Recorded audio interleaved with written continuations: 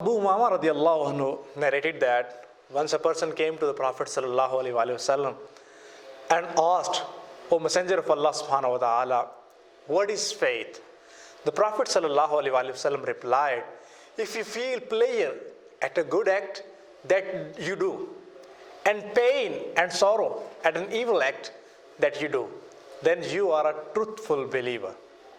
So it shows that one of the distinctive signs of faith is that when a person performs a noble deed, he feels joy in his heart.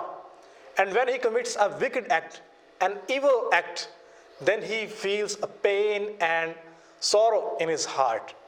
So as long as this subjective sense of right and wrong is present in a man, it should be supposed that the spirit of faith is alive within. And this feeling is fruitful, and its outcome is good, and its outcome is fruitful as well. So the person who feels pain in his heart, who feels sorrow in his heart on doing a wrong act, then he is a true believer. And the good deed and the deed of piety creates joy and happiness in his heart, then he is a truthful believer according to this hadith.